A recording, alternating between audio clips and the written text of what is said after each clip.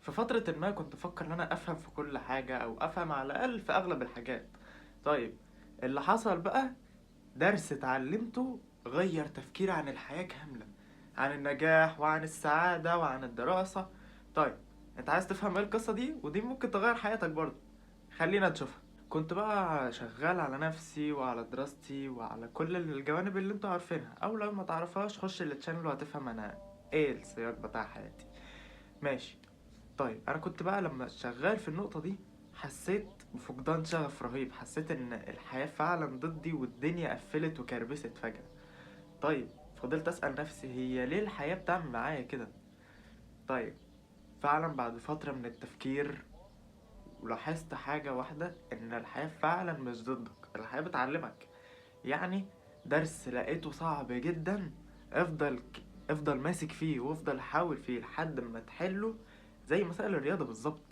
ولما تلاقي الحل هيكون ده احسن درس في حياتك اتعلمته، وهيغير وجهة نظرك بالنسبة لكتير. انت هتشوف ان الرياضة مادة دراسية وكل حاجة. انا من الناس اللي بحب الرياضة وبحب احل الرياضة كتير، يعني في بشر كتير بتحب النقطة دي. بس الفكرة فعلا تكمن في ايه؟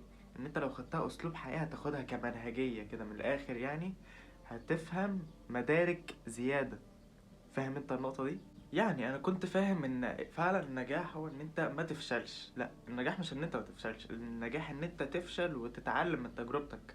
زي برضو مسائل الرياضة، انت مش اساسي تعرف تحل مثلا تفاضل وتكامل من اول مرة. لا، انت هتحل مرة وتغلط، تحل التالتة وتغلط، تحل الرابعة وتتعلم، تحل الخامسة وتعرف تحل بعد كده المسائل. ده ما يمنعش ان انت ممكن تغلط قدام عادي، وحتى ممكن تغلط في اساسيات.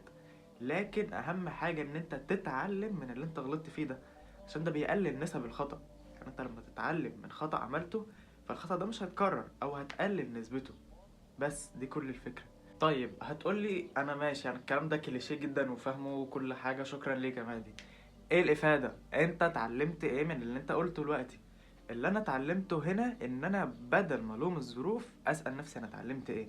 في ناس كتير بتسمع الكلام ده ومش بتكون قصده تطنش، بس عشان هي سمعته كتير فمش فاهمة ازاي توظفه. انت علشان توظف الكلام ده فعلا، انت تعمل ايه؟ تفكر ساعتها انت في ظرف فعلا طارئ او حاجة صعبة، مديرك في الشغل، حد من اهلك، ايا كان ايه اللي بيحصل، فكر في الموقف نفسه وما تلومش الظروف، ما تلومش اللي قدامك، ما اللي قدامك برضه مضغوط زي ما انت مضغوط. اللي موجود هنا ان انت فعلا تقول انا اتعلمت ايه من الدرس ده. واهم حاجة تكون البني ادم السوي يكون عنده flexibility شويه في التعامل، مرونه كده.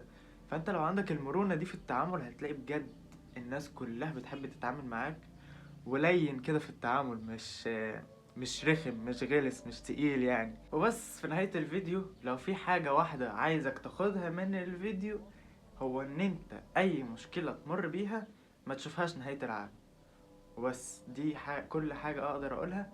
واستمتع برحلتك يا صديقي علشان ما تتخنقش وتكون قرفان في عيشتك وانت ماشي في رحلتك وفي طريقك. صدقني ما تفضلش تقفقف على الفاضي، الدنيا أبسط من كده.